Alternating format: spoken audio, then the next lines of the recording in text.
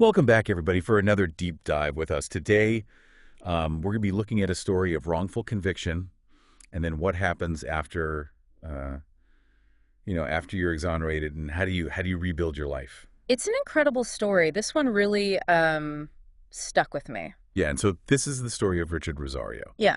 And we are looking at this through the lens of this podcast episode called 13 Alibis. Right. And this guy spent 20 years in prison for a murder that he didn't commit. 20 years. Yeah, and the thing about this deep dive is that it's really going to get into kind of the nuance of, he was exonerated, but then what? Exactly. What happens after that? Yeah. You would think, oh, great, I'm free. Yeah. But like, how do you come back to life after 20 years? Right. And so the podcast episode starts out with him being released. And, he talks about this bittersweet feeling that he has. On the one hand, he's obviously overjoyed to be free, but it's coupled with this like displacement. Yeah. The world has moved on without him. Yeah. And he has to figure out a way to fit in. Right. He talks about struggling with these intense flashbacks. Mm-hmm. He says, he still feels like he's like a prisoner of war, even outside of prison walls. Right. And I think it really speaks to the trauma Yeah. that he experienced and the difficulty of reintegrating back into society after so long. He talks about confusion, stress, Yeah. even having a hard time connecting with people, especially his children. Oh, yeah. I mean, think about it. He missed, formative years of their lives. Yeah. Graduations, birthdays. All of it, yeah. And it's so sad because he talks about, trying to hold down a job. He tries to work construction. But, he's surrounded by these sounds, these routines, and it just triggers all of these memories of being in prison. Yeah. I mean, how could you not? And so he has to leave, and it's just like freedom isn't enough. No. Like he needs so much more than that. He needs support. Yeah. He needs resources. He needs help. And it's not just him. It's his family, too. His wife, Minerva. She's stuck with him through this whole thing. Yeah. And she's now trying to support him as he tries to figure all of this out. So up her pressure. Oh, yeah. And you can tell. Like he feels guilty. Like he feels like he's a burden. Right. And it's just, it affects the whole family. The whole family. That's the whole thing. And so on top of all of this, right, he's also fighting for justice. Yeah. Yeah. He's got this lawsuit against New York City. Against New York City. Yeah.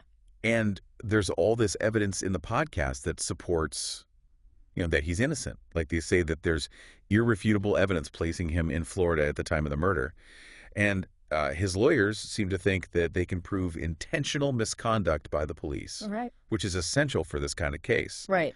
But so you would think that with all of this evidence that the city would want to settle or something. Right. But they're not. No, they're not. Like they're not apologizing. Right. They're not settling. They're just fighting it. It seems like they're more concerned with protecting themselves than admitting that they made a mistake. Exactly. It's just so frustrating to see this happen because it's like, he's already been through so much and now he has to fight even harder just to get some kind of recognition that he was wronged. And even when you can prove that you're innocent, the system still makes it incredibly difficult to get any kind of justice. It's like they're putting up all these roadblocks, right, to prevent people from holding them accountable. And this is where the fact that this murder is still unsolved kind of makes it even worse. Right. Because the victim in this case, George Colato.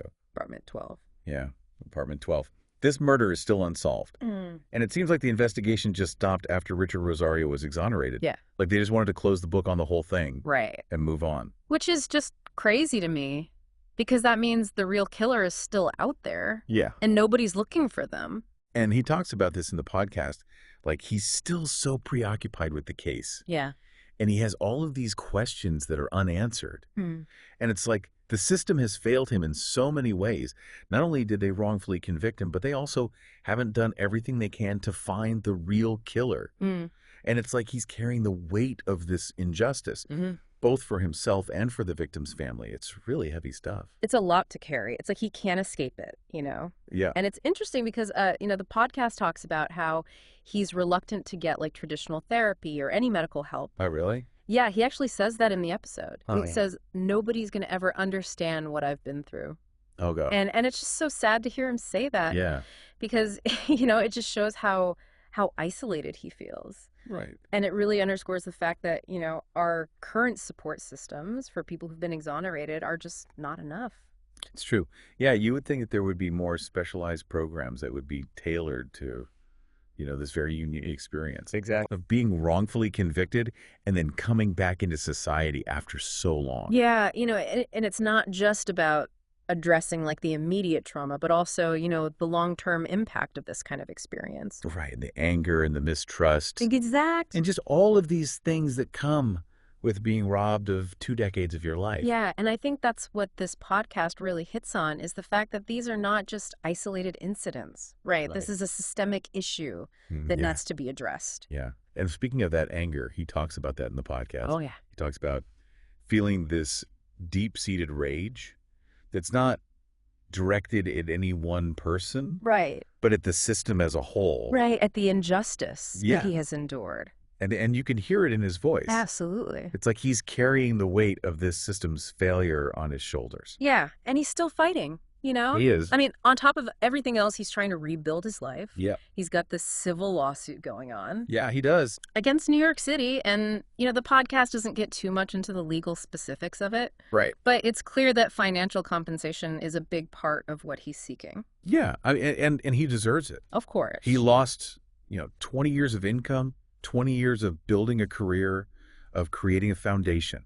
Yeah, it's like he's starting from scratch at this point. Yeah. And the system offers very little support. It's almost insulting. Right. Like, here's your freedom, now go figure it out. Yeah, exactly. And what's worse is that the city's response to this lawsuit is basically like, yeah, we made a mistake, but we're not going to admit any wrongdoing. It's unbelievable. It is. It really is. It just feels so morally wrong. It speaks volumes Yeah. about their priorities. It's like they're more concerned with protecting their image Right. than actually taking responsibility for the harm that they've caused. And then on top of that, Yeah. you have the fact that the actual perpetrator Yeah. of this crime is still out there. Right. George Colatu's murder in apartment 12 is officially unsolved. Unsolved? And it seems like, after Rosario was exonerated, the investigation just ended. Right. Just done. It's like they just wanted to close the case and sweep it under the rug and move on. And that's not justice, No, it's not. for Rosario or for the victim's family. Exactly. It's just not, right? And that's what makes Rosario's story so powerful, Yeah. is that despite all of this, Mm-hmm. the trauma, the legal battles, the unanswered questions, he refuses to be silenced. He doesn't. He's using his platform to raise awareness about the flaws in the justice system Right. and advocate for change. And that's so important He is. because, by sharing his story, he's forcing us to confront these uncomfortable truths Mm-hmm. and acknowledge that this is a problem that needs to be addressed. And it's not just about individual cases. No. Like Rosario's, This is a systemic issue. right. And the podcast mentions that statistic that if just 2% of the prison population is innocent, Right. that means there could be 40,000 people who are wrongfully imprisoned. That's a chilling thought. It is. It really is. And so, what can we do? Right. Like, what can we as individuals do to help right this wrong? Well, I think one of the first things is, supporting organizations that are advocating for criminal justice reform. Yeah. There are a lot of great organizations out there that are doing really important work Mm-hmm. to try and change the system. But it also starts with education. Absolutely. You know, Awareness. Engaging in these conversations, Mm-hmm. challenging our own biases, Mm-hmm. and demanding transparency and accountability from our legal institutions. Yeah. We need to hold the system accountable for its mistakes. Right. And I think just listening to stories like Rosario's can help us develop a deeper sense of empathy for those who have been wrongfully convicted. Absolutely. It's not just about sympathy. Right. It's about believing their stories Mm-hmm. and advocating for their rights. It's about recognizing the human cost of these injustices Mm-hmm. and working towards a system that prioritizes truth and fairness above all else. What you're saying reminds me of this quote by Brian Stevenson. Oh, yeah. He's a prominent lawyer and social justice advocate, and he says, each of us is more than the worst thing we've ever done. That's a good one. Yeah, and I think that applies not just to individuals, but to systems as well. Right. Our justice system, while capable of great good, Yeah. is also capable of profound harm. That's true. And it's our responsibility as a society to ensure that it lives up to its highest ideals A fairness. of fairness, accuracy, and ultimately justice. And so that brings us to this question of what can we do? Right. What role can I play Right. What role can each of us play in making sure that this doesn't happen again? in creating a more just world Yeah. for everyone? It's a question that I think we all need to be asking ourselves. Absolutely. And, Rosario's story, Mm-hmm. it's a reminder that freedom is fragile It is. and that we can't take it for granted. And that the human spirit is incredibly resilient, It is. even in the face of unimaginable adversity. Mm-hmm. But it's also a reminder that there's still so much work to be done There is to ensure that justice is truly served. so much work to be done. It's a lot to think about, and as we wrap up this deep dive into Richard Rosario's story, Mm-hmm. I keep coming back to this question of, what are the key takeaways here? Mm-hmm. What can we as individuals learn from his experience? Yeah. And what can we do to help right this wrong? It's tough. It's a question that kind of sticks with you. I think the first takeaway is, recognizing that wrongful convictions, they're not isolated incidents. Right. They're a symptom of a much larger problem, a problem that reveals these cracks in the foundation of our justice system. Yeah, it's like this whole idea that it's not just about individual cases, but addressing those systemic issues that allowed these injustices to happen in the first place. And that statistic, from the podcast about the 40,000 potentially innocent people behind bars is just, it's wild. It's a huge number. Yeah. It's mind-boggling. And so that brings us to, I think, the second takeaway, which is that, we need a multi-pronged approach to reform. We can't just rely on individual lawyers or organizations to fight for change. It needs to be a collective effort. Yeah, we need to be supporting those organizations, advocating for criminal justice reform, Absolutely. pushing for policies that prioritize accuracy and fairness in investigations and trials, and even examine our own biases when it comes to crime and punishment. Yeah. We need to be willing to question our assumptions and really look at the evidence. Right. And I think, as we're advocating for these changes, we also can't forget the human cost of these failures. Mm-hmm. And that's where I think the third takeaway comes in.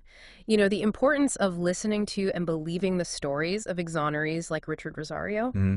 Their experiences, they offer these invaluable insights into the flaws of the system and the profound impact that wrongful conviction has on their lives. Yeah. It's about more than just, expressing sympathy. It's about actively engaging with their stories, Mm-hmm. understanding their struggles, and using that knowledge to push for meaningful change. Yeah.